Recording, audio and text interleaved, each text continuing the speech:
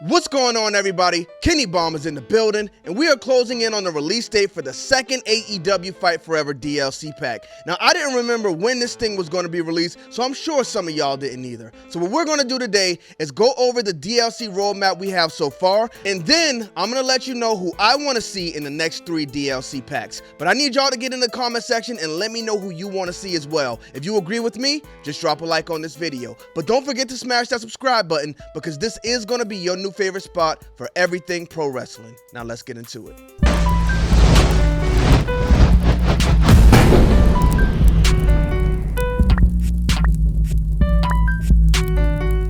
Run, boy, they coming on. All right, let's get right into it. So you know we got to talk about the Day 1 DLC first, and I got to say off top, Day 1 DLC is always a bad practice, but especially in this case, because the roster is already limited. So to sell us 2 more wrestlers the day the game is released, that was a bad move. But on the positive side of things, we did get the first DLC pack really soon. So there's only 2 left. And you can only assume that once we get all of these DLC packs that we know about, we'll get to find out what's coming next in this game. And the last DLC pack that we know about is scheduled to be released not too far from right now. So let's get into these dates and see what we can expect from the future of AEW Fight Forever. So as mentioned before, the first DLC pack was released on Day 1, June 29th, and we got FTR, Cash Wheeler, and Dax Harwood. Now, their models were actually really good, so if this is an indication of anything we'll get with the future DLC, I think we're in pretty good hands. Now, we're coming up right on the heels of DLC Pack 2, which will be the Limitless Bunny Bundle. This will be available on June 25th of 2023, and it will include Keith Lee and the Bunny. Now, the Bunny is one of the wrestlers who unfortunately doesn't make it on TV very often, but if she was going to be in the game, I think she should have been on the base roster because she's been in AEW very early, and for her to be in a pack with Keith Lee really doesn't make much sense. There's another wrestler I think who should have been in the pack with Keith Lee, and y'all best believe we will get into that. But yep, this is the Limitless Bunny Bundle. We'll get Keith Lee, we will get the Bunny on June 25th. This also will include 2 mini games, MJF Car Thrash and Sloth Sling. What do y'all think about the mini games so far? Is it something that y'all have gone back to? Let me know in the comment section.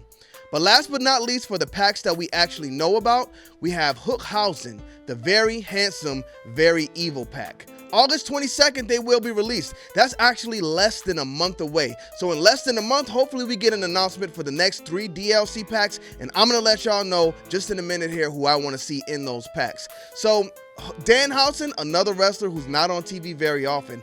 I think when he came in, they were very high on him, and they just made his model because they wanted to get him in the game, but unfortunately, he has burnt out. Hook, they had very hot for a minute. They cooled him down, but now he's heating back up again with this feud with Jack Perry. I think he's being presented very well, and I think by the time we get this Hook pack, it's going to be good because I think he's kind of on a come up right now. So you love to see it. You love to see it. Well, it looks like there's been enough talk. It's time for the main event. Now, I'm going to tell y'all who I want to see in the upcoming DLC packs. Now, this is going to be for September, October, and November. We're going to go with 2 wrestlers per pack, just like they did with the first 3. Let's get right into it. So for the September pack, we got to come strong. We got to go hard. So for the September pack, we're going to start off with Jamie Hayter.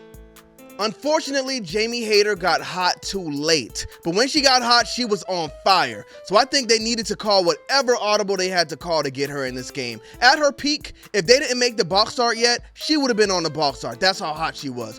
Crowd was going crazy for her to the point where they had to take the belt off of Tony Storm and put it on Jamie Hayter. In that moment, Tony Khan should have picked up his phone and called Ukes. Yo, I don't know what y'all working on right now, but y'all got to put it down and get Jamie Hayter in this game. The fact that she didn't even make the first round of DLC is just criminal. So they got to get Jamie Hayter in here first in the next DLC pack.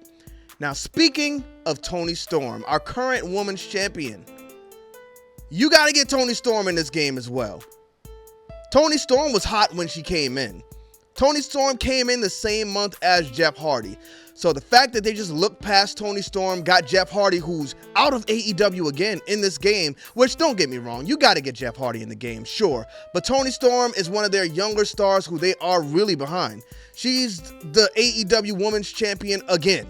So I don't see how they didn't get her in this game right now, but right along with Jamie Hayter, they need to make a AEW Women's Champion DLC pack and get both of these women in the game in September. Now let's move on to our next pack. Not to mention both of them are definitely bad. All right, so next pack, our October pack. Now you would think it gets kind of spooky here, but doesn't get spooky. First up, we got to get Claudio Castagnoli in this game. Why? Because he's a big name. The Blackpool Combat Club is going crazy. I know this Blood and Guts match is going to boost his profile even more.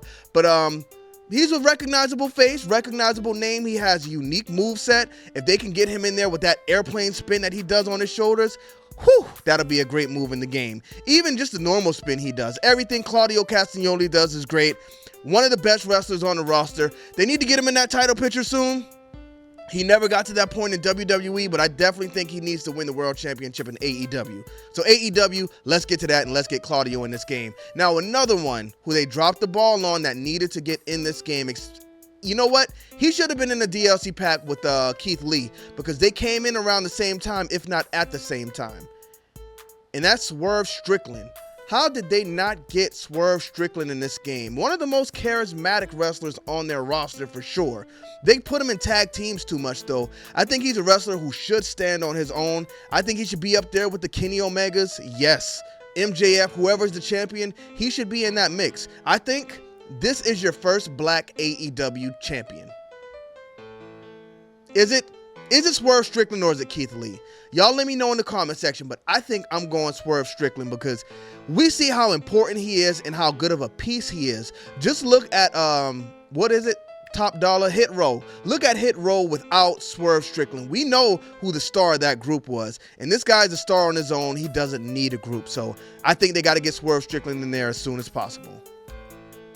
And last, but most certainly not least, this is who they need to get in the game, probably more than anybody else. Y'all should know who I'm talking about. If you're in the Bomb Squad, you should know who I'm talking about right now. Because how are my boys not on the base roster? The best tag team in AEW, period. They beat everybody. Who did they not beat? Two young guys who have already been the tag team champions. Now, this last set it had to be a tag team for me. It would either be the Acclaimed or it would be the Guns. But when the Guns came out with 50 Cent's Many Men entrance, everything just turned around for them. Now they've been, I've been telling y'all a long time ago, these guys have been top stars. They were just destined to be top stars, but that really cemented them. And ever since then, they've been building on that. Now they have an even better entrance. They still don't have the entrance music yet. I don't know why they haven't been on Collision for the last 2 weeks. I'm pissed about that. But these are two of the top stars in AEW for sure. And I think they definitely need to make it in the game. Now, do you do a bonus with this pack? Because Billy Gunn is definitely another wrestler who should have made it on the main roster just because of his history and legacy. Billy Gunn was one of the top stars during the Monday Night Wars. And I said it once, I'll say it again. Hang on to your seats, ladies and gentlemen, but DX was a better group than NWO. So if you got Billy Gunn on your roster, you should have put him on the base roster. But I digress. Those are my picks for current AEW talent I want to see added to Fight Forever. Next, we'll do an updated Forbidden Door DLC pack video. Or should we do an updated Legends pack video? Let me know in the comment section, but don't forget to drop a like on this video. Thank y'all for tuning in. Bomb Squad, let's get to that.